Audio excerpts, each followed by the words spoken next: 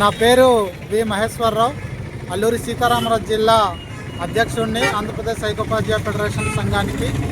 మరి ఈరోజు మేము నిరసన చేపట్టడం జరిగింది.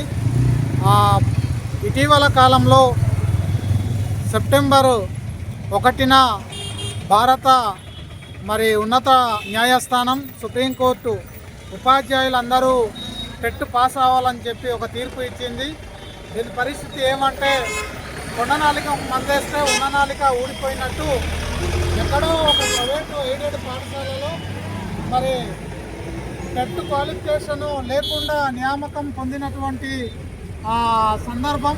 దాని మీద అప్పుడు కోర్టుకు వెళ్తే ఆ సందర్భాన్ని ఉద్దేశించి ఈరోజు దేశంలోని అందరూ ఉపాధ్యాయులు టెట్ పాస్ కావాలని చెప్పి సుప్రీంకోర్టు ఇచ్చిన తీర్పులో ఎంత మాత్రము అది న్యాయం కాదని మేము భావిస్తున్నాం. ఎందుకంటే 2009లో విద్యా హక్కు చట్టం అమల్లోకి వచ్చింది. ఆ విద్యా హక్కు చట్టంలో ఉపాధ్యాయ వృత్తికి కావాల్సినటువంటి ఆ నియమ నిబంధనలు ఏంటి అనేది అక్కడ తెలియజేయడం జరిగింది.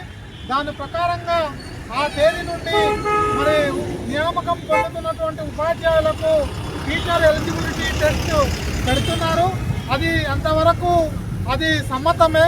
కానీ ఆ తీర్పు ఇప్పుడు రెట్రాస్పెక్టివ్గా అంటే 2010కి చట్టం ఆమోదం పొందిన తర్వాత అంటే ఇంతకు ముందు నుండి నియామకం పొందినటువంటి ఉపాధ్యాయుల్ని ఈరోజు టెట్ పరీక్షలు రాయండి అని చెప్పడము అది అన్యాయం.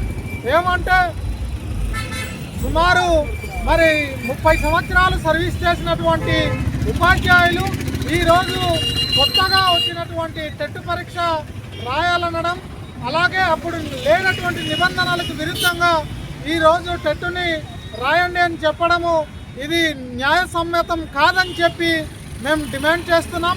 అదేవిధంగా ఈ 20-30 సంవత్సరాలు సర్వీస్ చేసిన వాళ్ళు ఆ అనుభవమే ఒక పెద్ద టెట్ పరీక్షకి నిదర్శనం అని చెప్పి మేము తెలియజేసుకుంటున్నాం. అందుకనే కేంద్ర రాష్ట్ర ప్రభుత్వాలు ఈరోజు టెట్పై సుప్రీంకోర్టు ఇచ్చిన తీర్పుపై రివ్యూ పిటిషన్ వేయాలని చెప్పి డిమాండ్ చేస్తున్నాం. అదేవిధంగా రివ్యూ పిటిషన్ వేయలేని పక్షంలో ఈ కేంద్ర రాష్ట్ర ప్రభుత్వాలు విద్యా హక్కు చట్టాన్ని సవరించి అందులో ఉన్నటువంటి సెక్షన్ 23ని సవరించి గతంలో నియామకం పొందినటువంటి ఉపాధ్యాయుల్ని టెట్ నుండి మినహాయించే విధంగా చేయాలని చెప్పి యూటీఎఫ్ అదేవిధంగా మిత్ర సంఘాలు, ఉపాధ్యాయ సంఘాలు దేశవ్యాప్తంగా డిమాండ్ చేస్తున్నాయి. దీన్ని ప్రభుత్వం పరిగణలోకి తీసుకోవాలని చెప్పి మేము డిమాండ్ చేస్తున్నాము. అందుకనే ఈరోజు ఆంధ్రప్రదేశ్ రాష్ట్ర వ్యాప్తంగా అన్ని డివిజన్ కేంద్రాల్లో, రెవెన్యూ డివిజన్ కేంద్రాల్లో నిరసన తెలియజేస్తున్నాం.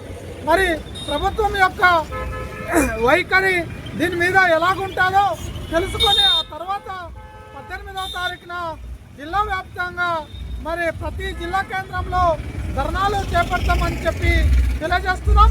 అదేవిధంగా అప్పటికి ప్రభుత్వం స్పందించకపోతే రాష్ట్ర వ్యాప్తంగా రాష్ట్ర కేంద్రంలో నిరసన తెలియజేస్తాం. అదేవిధంగా దేశవ్యాప్తంగా జనవరి 31వ తేదీన జంతర్ మంతర్లో పెద్ద ఎత్తున ఎస్టీఎఫ్ఐ తరఫున ఈ టెట్ పైన ఉపాధ్యాయులు అనేక రకాలైనటువంటి సమస్యల్ని ఎదుర్కొంటున్నారు. వాటన్నింటినీ పరిష్కారం చేయాలని జంతర్ మంతర్ వద్ద ఢిల్లీలో నిరసన తెలియజేస్తామని చెప్పి ఈ సందర్భంగా తెలియజేస్తూ ప్రభుత్వాలు ఇప్పటికైనా మేల్కోవాలి. ఉపాధ్యాయుల పట్ల రకరకాల వేధింపులకు గురి చేస్తూ విద్యా బోధన నుండి ఈరోజు ఉపాధ్యాయుల్ని దూరం చేసేటటువంటి పరిస్థితి తీసుకొచ్చింది. మనోవిజ్ఞాన శాస్త్రవేత్తలు ప్రతి ఉపాధ్యాయుడికి కానీ విద్యార్థికి కానీ రెస్ట్ అంటే విశ్రాంతి కావాలని చెప్పి సూచించినప్పటికీ ఈరోజు 100 డేస్ ప్లాన్లతో ఈరోజు నిరంతరం ఒక ఎమర్జెన్సీ శాఖలాగా ఆదివారం కూడా సెలవు లేకుండా ఉపాధ్యాయుల్ని పరిచయించడం ఖండిస్తున్నాం. ఒకవేళ అటువంటి పద్ధతిని అవలంబిస్తే ప్రభుత్వమే ఈ విద్యాశాఖను వెకేషన్ డిపార్ట్మెంట్ నుండి నాన్ వెకేషన్ డిపార్ట్మెంట్గా మార్చి ఉపాధ్యాయులకు కూడా 30 ఇయర్స్ ఇవ్వాలని చెప్పి ఈ సందర్భంగా మేము డిమాండ్ చేస్తూ ఉన్నాం. జిందాబాద్ యూటీఏ.